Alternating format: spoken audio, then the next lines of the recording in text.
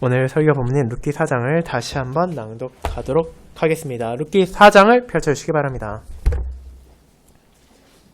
이 룻기 4장을 통해 하나님께서 어떻게 자신이 약속하신 메시아 안에서 펼쳐질 구속의 은혜를 가리키는지를 다시 한번 마음에 새기며 룻기 4장을 낭독하도록 하겠습니다. 룻기 4장입니다. 보아스가 성문으로 올라가서 거기 앉아있더니 마침 보아스가 말하던 귀염 물을 자가 지나가는지라. 보아스가 그에게 이르되 아무개여 이리로 와서 앉으라 하니 그가 와서 앉으매 보아스가 그 성읍장로 10명을 청하여 이르되 당신들은 여기 앉으라 하니 그들이 앉으매 보아스가 그 귀염 물을 자에게 이르되 모압 지방에서 돌아온 나오미가 우리 형제 엘리멜렉의 소유지를 팔리함으로 내가 여기 앉은 이들과 내 백성의 장로들 앞에서 그것을 사라고 내게 말하여 알게 하였노라. 만일 내가 물으려면 물으려니와 만일 내가 물으지 아니하려거든 내게 고하여 알게 하라. 내 다음은 나요 그 외에는 물을 자가 없느니라 하니 그가 이르되 내가 물으리라 하는지라. 보아스가 이르되 내가 나오미의 손에서 그 밭을 사는 날에 곧 죽은 자의 내 모압 여인 루색에서 사서 그 죽은 자의 기업을 그의 이름으로 세워야 할지니라 하니 그 기업 물을 자가 이르되 나는 내 기업에 손해가 있을까 하여 나를 위하여 물으지 못하노니 내가 물을 것을 내가 물으라. 나는 물으지 못하겠노라 하는지라. 옛적 이스라엘 중에는 모든 것을 물으거나 교환하는 일을 확정하기 위하여 사람이 그의 신을 벗어 그의 이웃에게 주더니 이것이 이스라엘 중에 증명하는 전례가 된지라. 이에 그 기업 물을 자가 보아스에게 이르되 내가 너를 위하여 사라 하고 그의 신을 벗는지라. 보아스가 장로들과 모든 백성에게 이르되 내가 엘리멜렉과 기련과 말론에게 있던 모든 것을 나오미의 손에서 산 일에 너희가 오늘 증인이 되었고 또 말론의 아내 모압 여인 룻을 사서 나의 아내로 맞이하고 그 죽은 자의 기업을 그의 이름으로 세워 그의 이름이 그의 형제 중과 그곳 성문에서 끊어지지 아니하게 하며 너희가 오늘 증인이 되었느니라 하니 성문에 있는 모든 백성과 장로들이 이르되 우리가 증인이 되나니 여호와께서 내 집에 들어가는 여인으로 이스라엘의 집을 세운 라헬과 레아 두 사람과 같게 하시고 내가 에브라스에서 유력하고 베들레헴에서 유명하게 하시기를 원하며 여호와께서 이 젊은 여자로 말미암아 내게 상속자를 주사 내 집이 다말이 유다에게 낳아준 베레스의 집과 같게 하시기를 원하노라 하니라. 이에 보아스가 룻을 맞이하여 아내로 삼고 그에게 들어갔더니 여호와께서 그에게 임신하게 하심으로 그가 아들을 낳은지라. 여인들이 나오미에게 이르되 찬송할지로다. 여호와께서 오늘 내게 기업 물을 자가 없게 하지 아니하셨도다. 이 아이의 이름이 이스라엘 중에 유명하게 되기를 원하노라. 이는 내 생명의 회복자이며 내 노년의 봉양자라. 곧 너를 사랑하며 7 아들보다 귀한 내 며느리가 낳은 자로다 하니라. 나오미가 아기를 받아 품에 품고 그의 양육자가 되니 그의 이웃 여인들이 그에게 이름을 지어주되 나오미에게 아들이 태어났다 하여 그의 이름을 오벳이라 하였는데 그는 다윗의 아버지인 이새의 아버지였더라. 베레스의 계보는 이러하니라. 베레스는 헤스론을 낳고 헤스론은 람을 낳았고 람은 암미나답을 낳았고 암미나답은 나손을 낳았고 나손은 살몬을 낳았고 살몬은 보아스를 낳았고 보아스는 오벳을 낳았고 오벳은 이새를 낳고 이새는 다윗을 낳았더라. 아멘. 설교에는 시편 30편을 함께 부르도록 하겠습니다.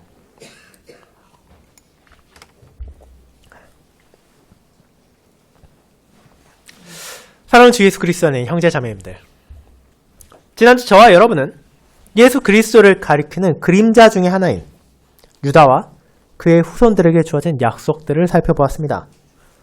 그 내용은 분명 하나님의 놀라운 뜻을 보여주고 있었습니다. 이는 야곱이 한 명의 아버지로서 자식들에게 남긴 개인적인 유언이 아니었으며 그의 아버지인 이삭이 그러했듯이 하나님께서 이스라엘의 후손을 향해 어떤 계획을 가지고 있는지를 보여주는 것이었기 때문입니다. 그리고 그 안에 담긴 유다에 대한 약속은 유다라는 한 사람 그리고 유다라는 하나의 지파를 넘어서 결국 그의 후손으로 언젠가 이 땅에 올 다윗 왕가의 적법한 후계자로 오실 메시아에 대한 약속이었습니다. 그 모든 약속을 온전히 이루실 분이 있고 그분께서 오실 것을 알고 있었기에 이스라엘은 고통 가운데서도 인내하며 모든 언약 백성들의 찬송을 받을 영광의 왕을 기다렸습니다. 그렇게 우리는 유다에 주어진 약속 안에서 그리스도를 바라볼 수 있었습니다. 하지만 저나 여러분 같은 평범한 사람들도 하나의 모습만 존재하지 않는 것처럼 단 하나의 그림자를 통해 누군가를 온전히 묘사할 수 없는 것이 분명한 사실입니다. 유다에게 주어진 약속은 분명 영광의 왕으로 오실 메시아를 가리키고 있었지만 언약 백성들이 약속한 메시아는 그와 같은 단편적인 모습으로는 온전히 표현할 수 없는 분이기도 하기 때문입니다. 그렇게 하나님께서는 단 한 사람, 단 한 번의 약속이 아닌 다양한 형태를 통해 언약 백성들이 소망을 두어야 할 유일한 존재를 나타내셨습니다.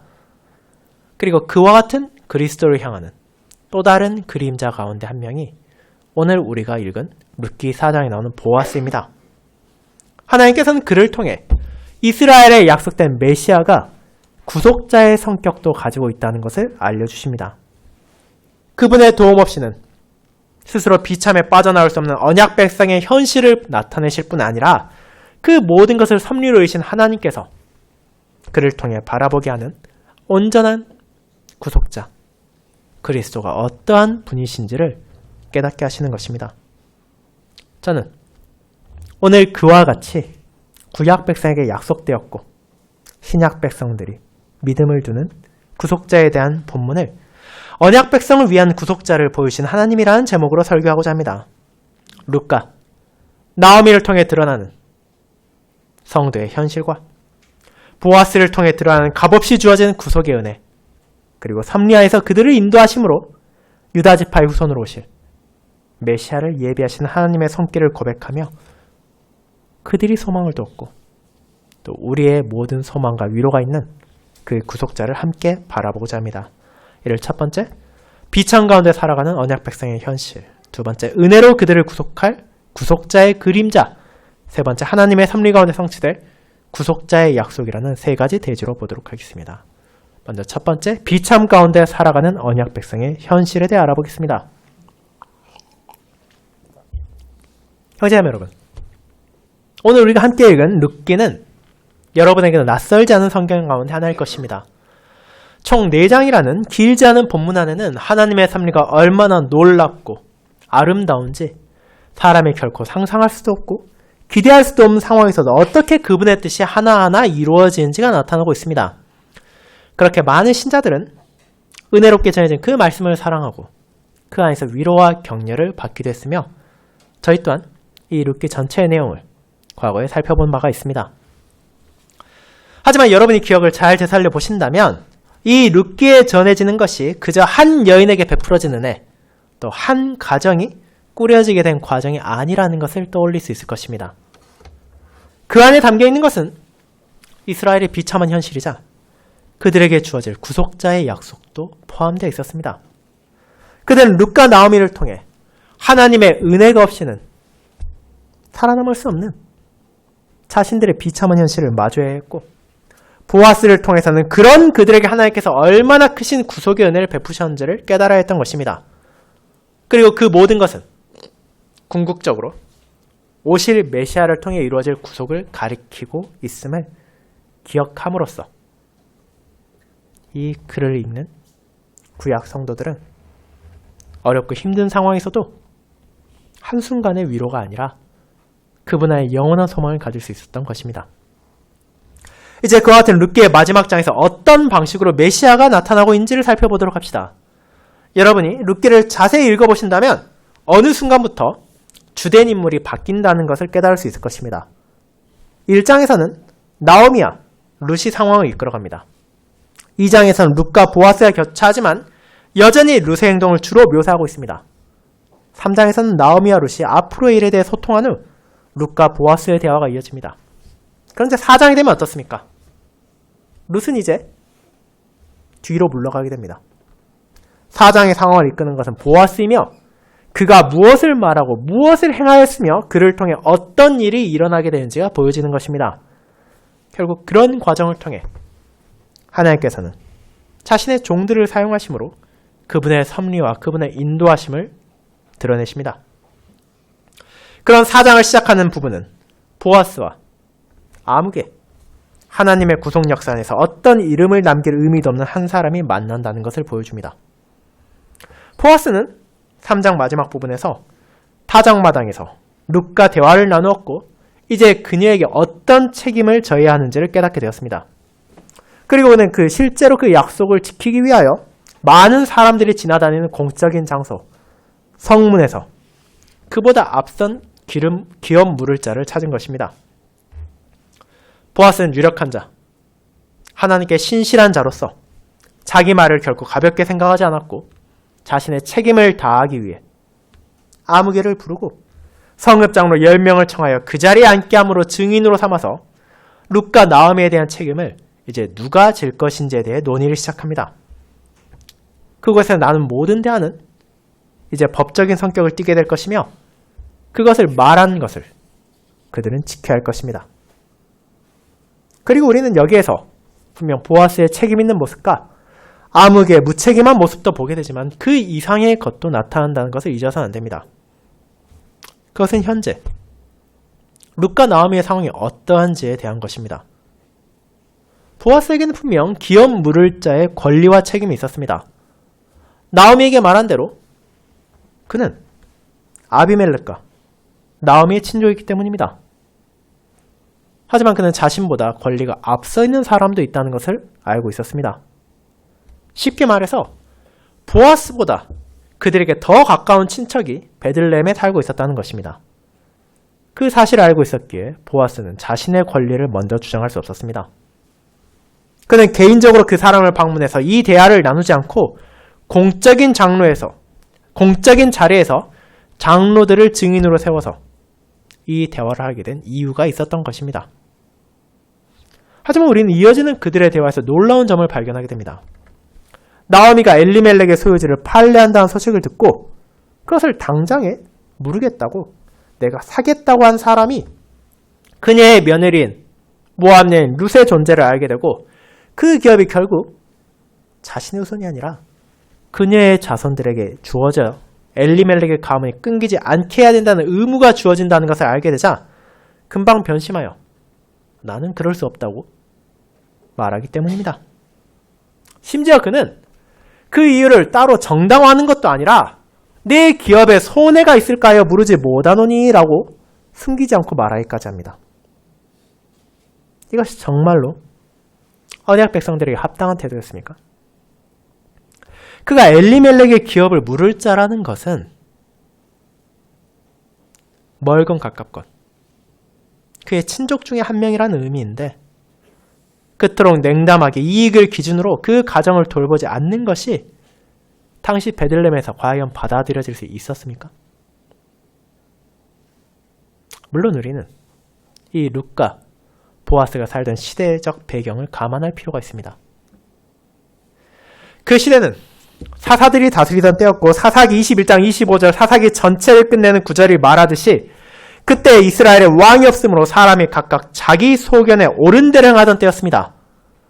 실제로 룻기에 나오는 많은 인물들 엘리멜렉도 나오미도 오르바도 그리고 베들레헴의 다른 사람들도 그 시대 정신에 따라 생각하고 말하며 행동하고 있었습니다.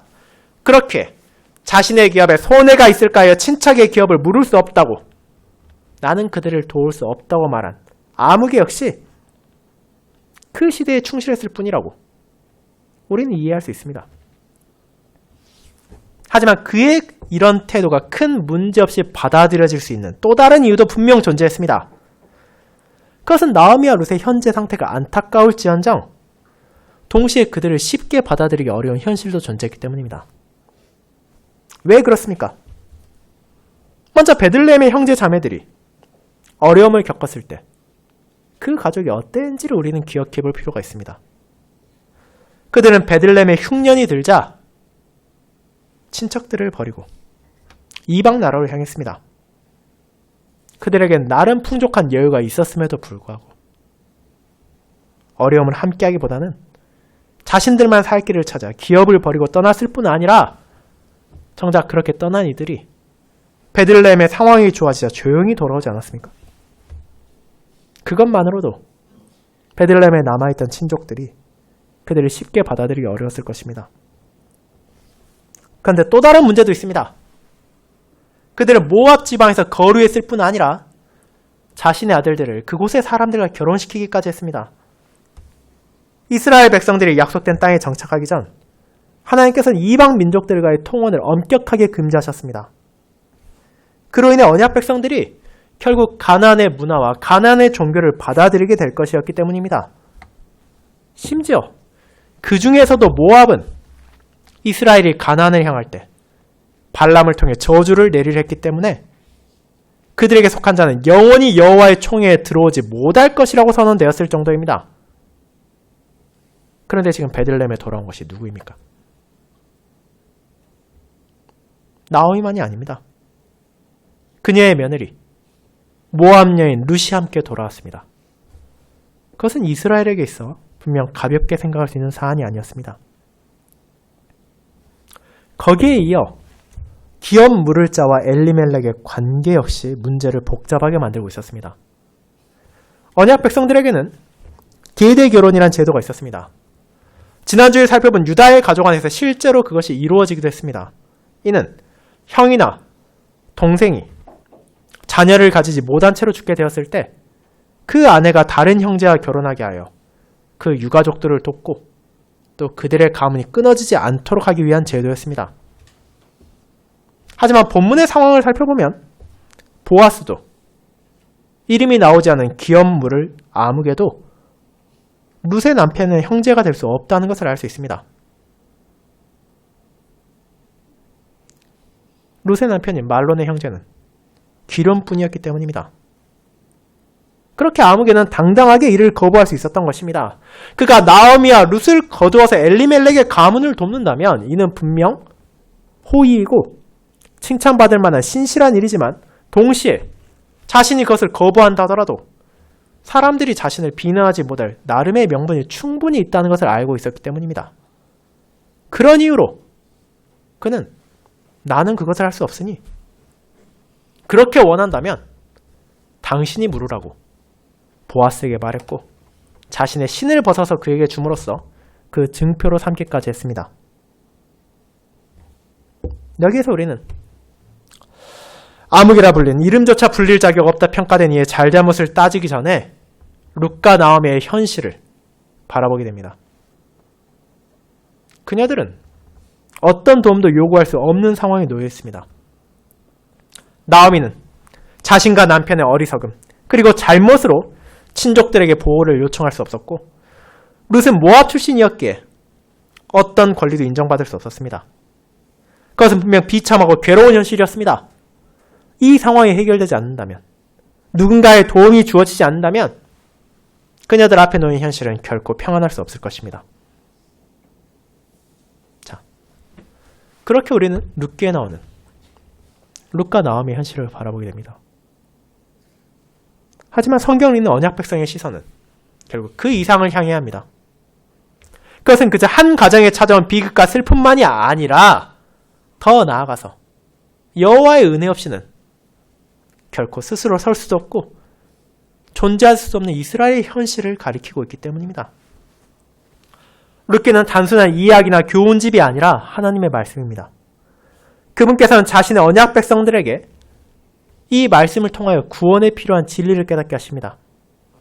룻기를 읽고 그들이 깨달아야 한 진실은 그들 또한 룻과 나오미와 다를 바가 하나도 없다는 것이었습니다.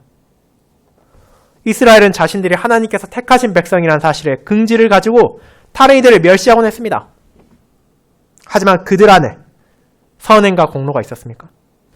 하나님께서 아브라함을 부르셨을 때 그가 무언가 대단한 위협을 이루어서 그와 그의 후손을 택하신 것입니까? 그렇지 않습니다.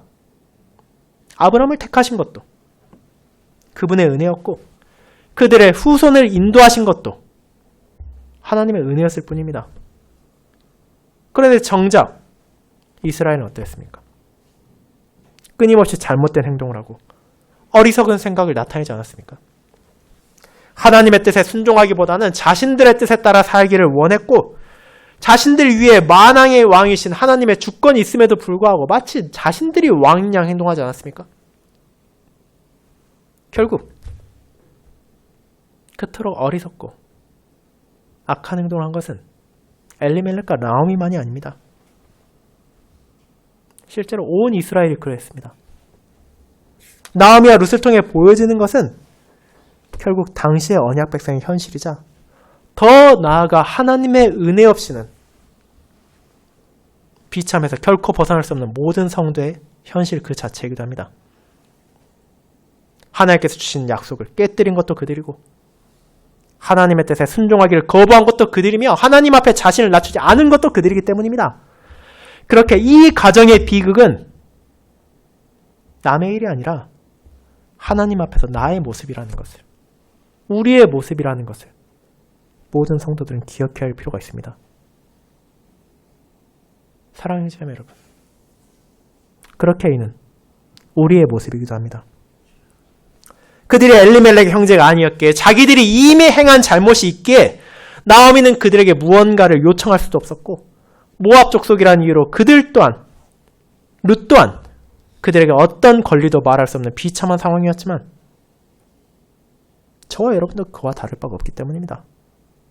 우리 역시 하나님 앞에 죄를 지은 범죄자들이고 그분의 언약 안에 속해 있지 않던 이방인들이었습니다. 그런 우리가 어떻게 하나님의 은혜를 요구하고 자비를 요청할 수 있겠습니까? 우리 안에는 그 어떤 자격도 권리도 있지 않습니다. 자신의 이득을 따져 룻과 나오미를 거부했던 사람처럼 하나님께서 우리를 받아들이지 않는다 하더라도 사실 그것은 지극히 당연한 일에 불과한 것이며 우리가 어떤 불평도 불만도 토해낼 수 없었습니다. 그렇기에 그녀들이 오직 보아스의 약속을 믿고 값없는 은혜와 자비를 바랬던 것처럼 우리 역시 그리고 우리 전에 있던 믿음의 선조들과 우리의 믿음의 후손들 역시 그리스도 안에서 주어진 하나님의 약속을 믿고 그분의 긍휼하심을 바랄 뿐입니다. 그리고 그와 같은 자세로 구속자를 바라본 이들에게 하나님께서는 그 구속의 성취를 가리킬 그림자를 보내심으로써 그들의 소망을 붙잡아 주셨습니다. 그것이 두 번째, 은혜로 그들을 구속할 구속자의 그림자로 이어집니다. 성도 여러분, 그렇게 룻기 4장에 나오는 아무개의 행적은 도덕적으로는 약간의 비난을 받을 수 있을지언정 법적으로는 큰 문제가 없었습니다. 오히려 그의 행동을 지지하고 좋아하는 이들도 베들레헴 안에 적지 않았을 수도 있습니다. 룻과 나오미의 현실은 그토록 비참과 슬픔으로 가득한 것임을 우리는 보아스를 향한 나무개의 태도에서 알 수 있는 것입니다.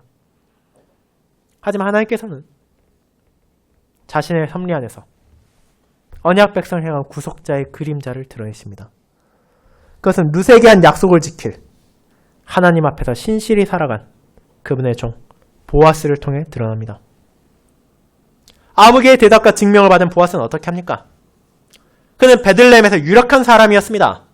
그 말은 그가 룻과 나오미를 돌봄으로써 무언가 이득 볼 것이 없었다는 것을 보여줍니다. 보아스는 이미 나름의 부도 있었고 나름의 명망도 지닌 사람이었습니다. 굳이 위험한 일을 하지 않고 기존의 위치만 지켜도 충분히 먹고 사는데 아무 문제도 없을 것입니다. 만약 여러분이 그런 위치에 있다면 굳이 이방 여인을 아내로 삼고 남들이 하지 않으려 하는 것을 하려고 나서겠습니까? 아마 대부분의 사람들은 그렇게 하지 않을 것입니다. 특별히 그것이 당시의 시대정신과 대치된다면 더욱 그러할 것입니다. 하지만 보아스는 기꺼이 룻과 나오미를 위해 나섰습니다. 그는 공적이며 법적인 자리를 준비했을 뿐 아니라 아무개를 향하여 그와 자신이 행해야 할 책임과 권리가 있다는 것을 주지시켰을 뿐 아니라 상대가 이를 포기하자 내가 기꺼이 그것을 행하겠다고 선언하기까지 합니다.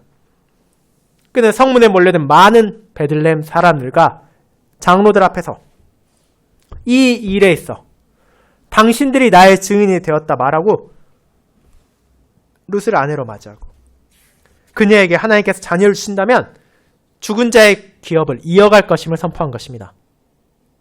그것이 사람들에게 어떤 반응을 가져올 것인지 알지 못했지만 그것이 유력한 자로서 하나님께 신실한 자로서 합당한 행동이었기에 그는 룻에게 전해진 약속을 지키며 하나님의 뜻에 따라 형제와 자매를 사랑하는 언약 백성의 모습을 베들레헴 가운데 드러낸 것입니다. 그것은 이득에 따른 결정이 아니라 자기 속견에 따른 판단이 아니라 하나님의 말씀에 따른 선택이었습니다. 이와 같은 행동에 대해 베들레헴 사람들은 어떤 반응을 보였습니까? 놀랍게도 모든 백성과 장로들이 이를 기꺼이 받아들였습니다. 그들은 보아스와 룻을 축복하며 그들을 통해 하나님께서 은혜를 베풀어 주시기를 구했습니다. 물론 그 자리에 있는 모든 사람들 역시 이 결합이 일반적인 상황이 아니라는 것을 인지하고 있었습니다. 그것은 그들의 축복의 내용의 문구를 통해 드러나고 있었습니다. 베들레헴 거민들은 보아스를 향해 그의 아내가 될 룻이 라헬과 레아 두 사람과 같게 되길 여호와께 구하고 그녀를 통해 다말이 유다에게 낳아준 베레스의 집과 같게 하시기를 원한다고 말합니다. 그녀들이 어떤 존재인지를 생각해 본다면 보아스의 결정이 얼마나 파격적으로 그들에게 보였는지를 깨달을 수 있습니다. 이스라엘의 집을 세운 라헬과 레아는 야곱을 만나기 전 우상 숭배자였습니다. 심지어 라헬은 자신의 아버지의 집을 떠나올 때 그 아버지의 우상 하나를 숨겨 가져오기까지 했을 정도였습니다. 그러나 하나님께서는 그런 그녀들까지 사용하심으로써 우리가 지난주에 보았던 언약 백성의 12지파의 씨앗을 뿌리셨습니다. 그렇게 베들레헴 사람들은 비록 룻이 모압 출신이지만 그녀를 통해서 하나님께서 선하신 뜻을 이루기를 바란 것입니다. 그와 같은 맥락에서 다말의 예시 또한 이해할 수 있게 됩니다. 다말과 유다의 관계도 결코 일반적이지 않았습니다. 그녀는 이방인 출신이었고 자식 없이 남편을 잃은 사람이었습니다. 이런 면에서 룻과 그녀가 비슷한 점이 분명히 있었습니다. 그러나 그런 다말을 통해서도 유다의 계보를 이신 하나님께서 룻을 통해 엘리멜렉의 가문이 사라지지 않고 이어질 수 있게 하기를 원한다는 소망을 드러낸 것입니다. 그렇게 일반적이지 않은 상황까지도 비상한 방법으로 사용하신 하나님의 선하신 안에서 그분의 뜻이 너희 안에게서도 드러나길 바란다고 그들은 구한 것입니다. 그리고 그 모든 것이 결국 하나님께서 보내실 구속자의 그림자를 가리키고 있었습니다.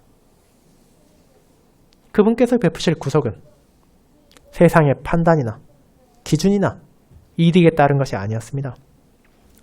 그것을 받을 이들에게 합당한 권리나 자격이 있어서 주어진 것도 아닙니다. 오직 그들을 불쌍히 여김으로써 그들에게 약속을 주시고 그 말에 신실하심으로써 그들을 건지실 것을 오실 그리스도를 가리키는 그림자 가운데 한 명인 보아스를 통해 나타내신 것입니다. 그렇게 이스라엘은 보아스를 통해 한 가정의 구속을 바라볼 수 있었으며 더 나아가 그와 같은 구속이 하나님께서 약속하신 구속자 안에서 자신들에게도 온전하게 주어질 것임을, 신실하신 하나님께서 자신의 백성을 분명히 건지실 것이라는 은혜를 확신하며 소망을 가질 수 있었던 것입니다. 사랑하는 성도 여러분, 그렇게 우리는 보아스를 통해 구속자의 모습을 보게 됩니다. 그의 말과 그의 행동, 그의 생각은 하나님의 말씀을 붙잡고 의지한 유력한 자의 모습이지만 동시에 비찬 가운데 신음하는 언약 백성을 향해 보내주신 하나님의 종이기 때문입니다. 우리가 룻과 나오미의 현실이 나의 그것과 다르지 않는다는 것을 인지한다면 자연스럽게 그녀들을 버리지 않으신 하나님께서 나도 버리지 않으실 것이라는 것을 확신할 수 있습니다. 신실한 종을 사용하심으로 그 가정을 구속하신 하나님께서는 그가 가리키는 온전한 구속자를 통해 그 모든 백성을 건지실 것이기 때문입니다.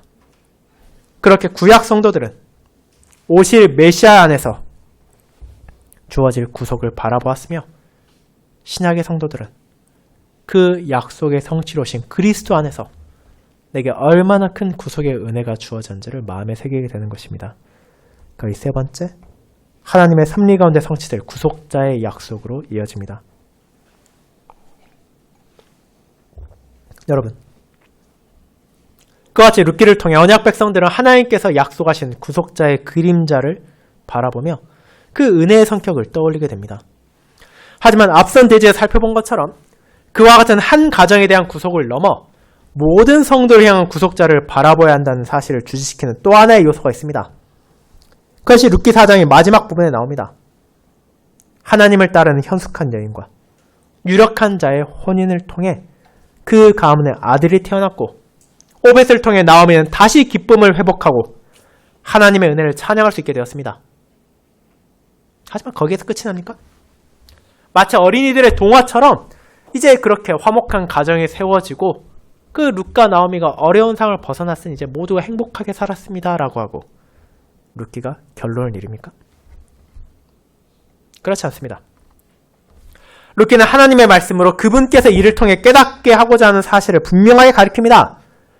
그것은 섭리 가운데 인도하신 그들을 통해 언약 백성들에게 주어진 아들이 다윗의 아버지인 이새의 아버지라는 것을 드러내기 때문입니다.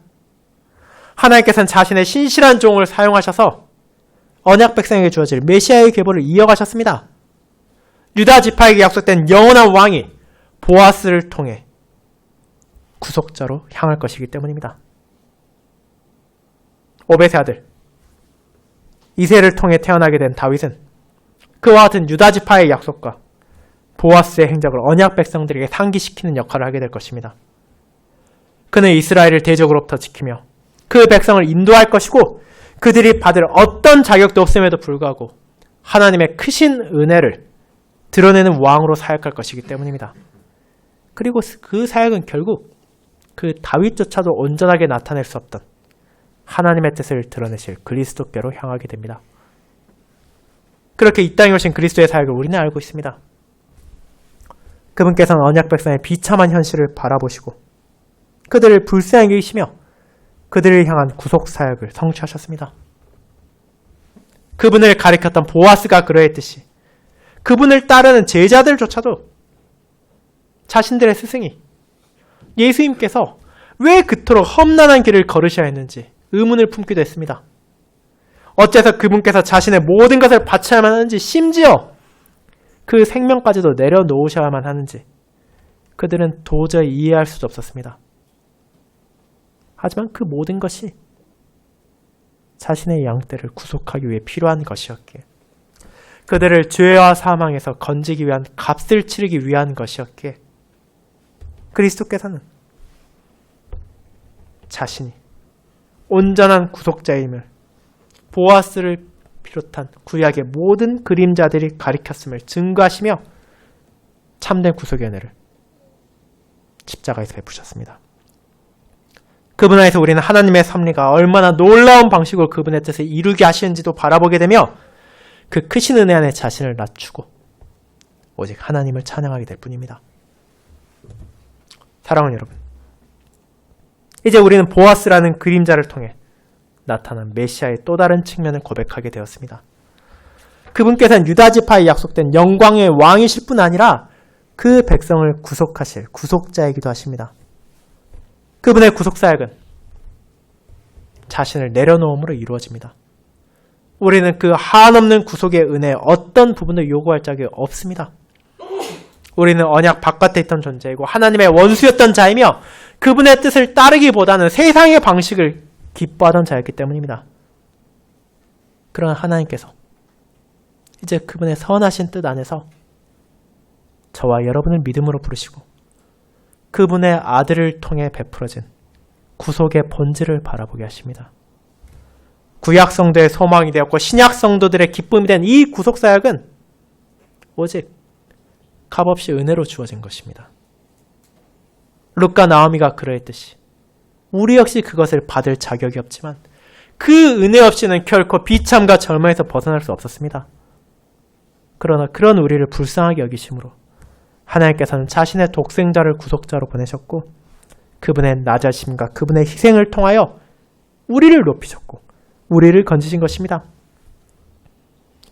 그와 같은 긍휼이, 그와 같은 사랑이, 그와 같은 구속자가 존재한다는 것을 우리는 룻기를 통해 함께 보게 됩니다. 그렇게 모든 사실을 깨달았다면 이제 우리는 무엇을 고백하게 됩니까? 이 크신 은혜, 감사와 찬송으로 화답할 수밖에 없다는 것을 고백하게 됩니다. 하나님께서 내게 베푸신 모든 것이 은혜이며 그중 가장 작은 부분조차도 나의 행동으로 갚을 수 없는 것이기에 우리는 그저 감사하며 그분께 영광을 돌릴 수밖에 없습니다. 이제 그렇게 우리를 위해 이 땅에 오셨고 이 땅에 다시 오실 그리스도의 탄생을 기념하는 날이 다가오는 시점에서 그 진리를 마음에 새기도록 합시다. 세상은 온갖 정치적 이슈와 연말의 분위기에 휩싸여 우리의 마음과 생각을 그리스도로부터 떼어놓기 위해 노력할 것입니다. 하지만 모든 성도는 도리어 그런 상황일수록 그리스도께 마음을 향하며 그분께 합당한 찬송을 드리고 자신의 소명에 신실히 살아가며 그를 통해 이 세상에 이 구속자의 복음을 비춰야 할 것입니다. 그런 삶을 살아갈 수 있도록 나를 구속하시고 새롭게 하신 주님께 감사하며 우리에게 이 온전한 구속의 은혜를 독생자를 통해 베풀어 주신 하나님께 모든 영광을 돌리도록 합시다. 아멘.